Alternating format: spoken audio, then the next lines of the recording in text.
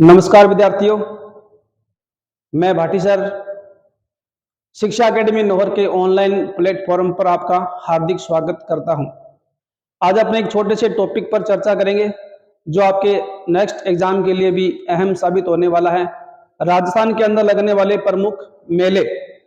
देखिए, अगर क्वेश्चन आता है कि राजस्थान में सर्वाधिक मेले कहाँ आयोजित होते हैं, राजस्थान में सर्वाधिक मेले कहाँ आयोजित होते हैं, तो यहां आपको ध्यान रखना है डूंगरपुर के अंदर।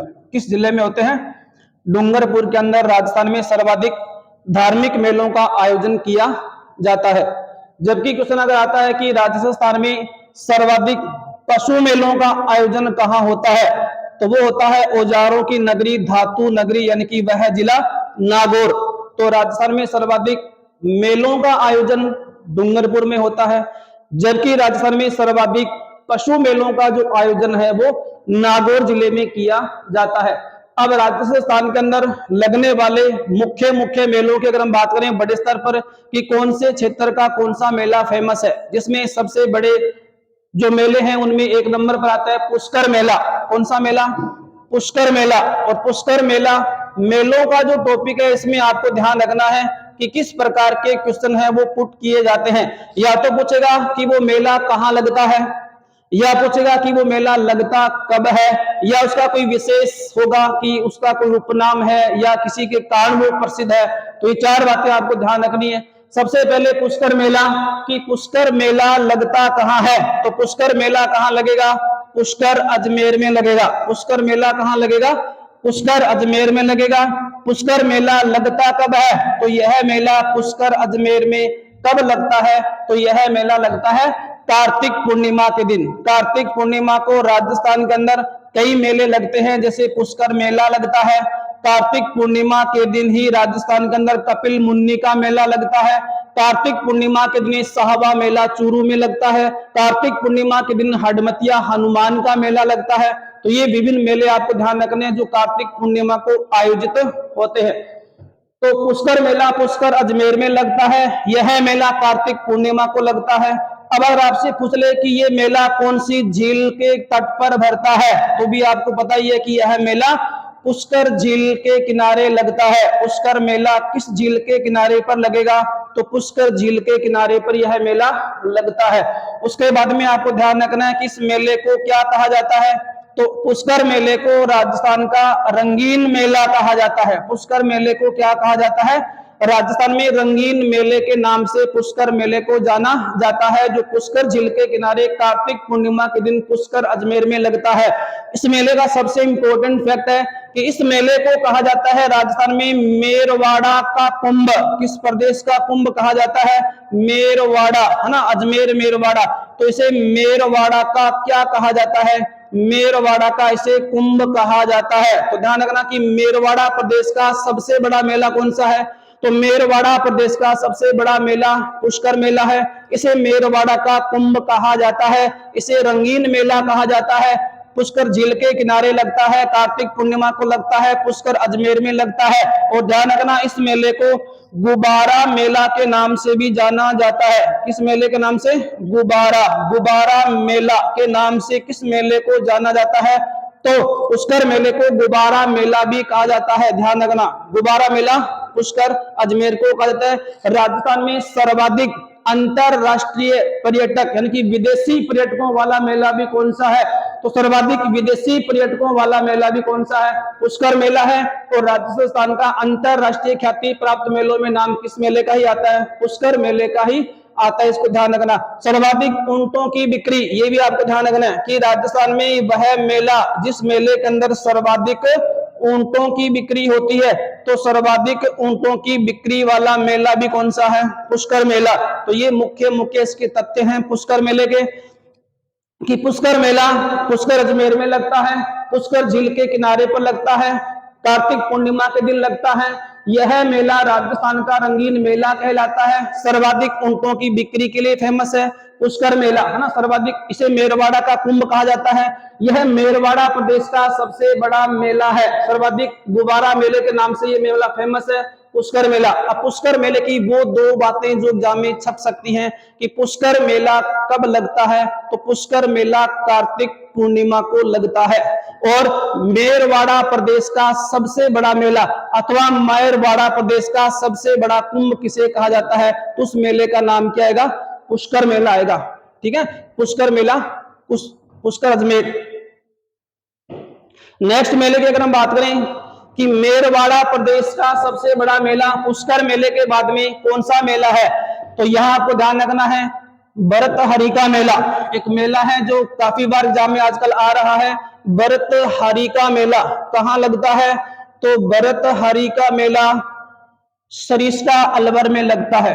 भरतहरि जो उज्जैन के राजा थे, है ना, तो भरतहरि का मेला, भरतहरि का मेला कहां लगता है, तो ध्यान रखना है भरतहरि का मेला सरिस्का अजमेर में लगता है। सरिस्का अलवर, सॉरी, सरिस्का अलवर में लगता है भरतहरि का मेला।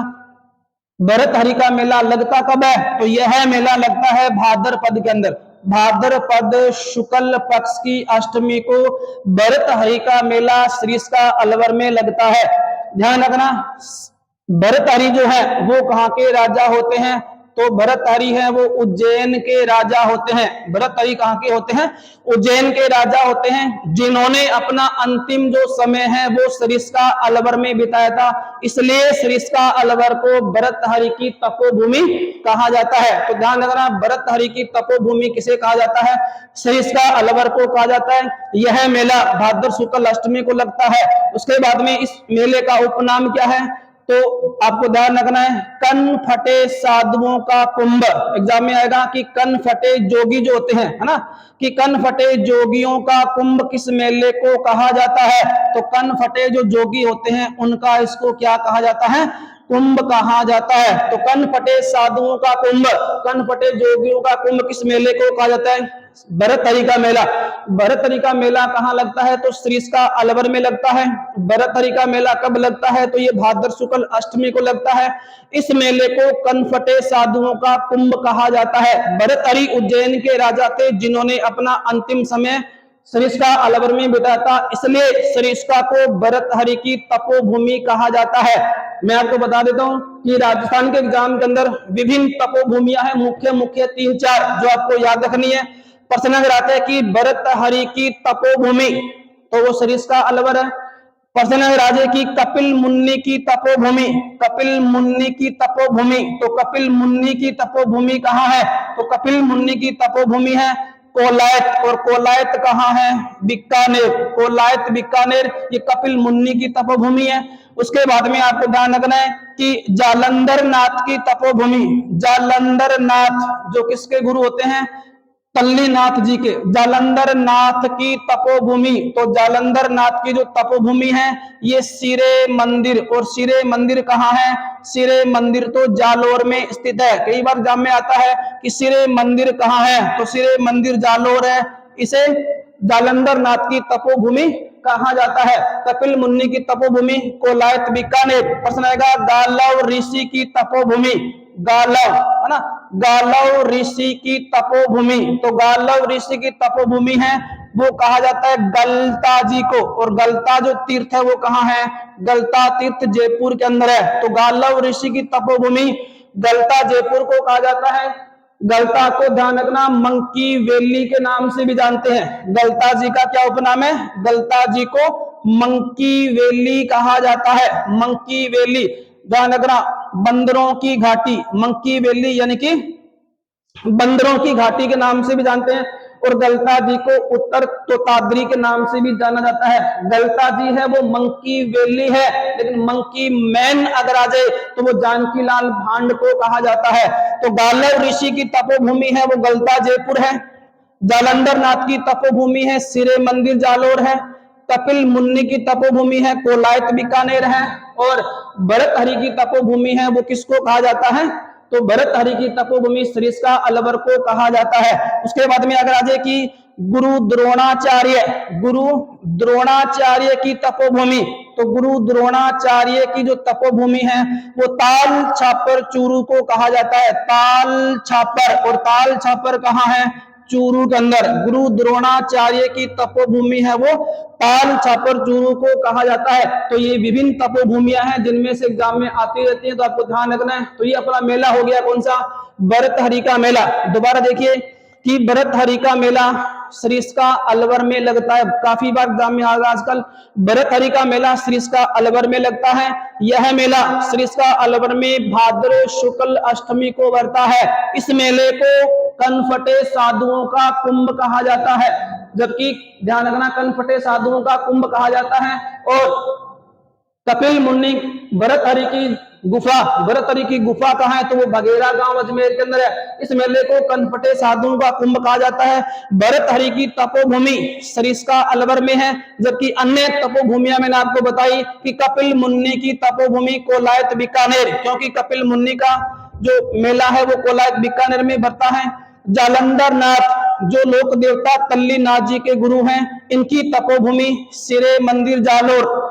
गालव ऋषि की तपोभूमि गलता जयपुर है।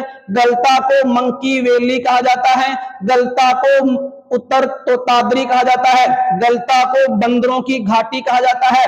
जबकि गुरु द्रोणाचार्य की जो तपोभूमि है वो ताल छापर चूरू है। ध्यान रखना। तो ये अपना मुख्य मेला भरतहरि का मेला जो सरिस्का अलवर में लगता है। बाकी करेंगे कल।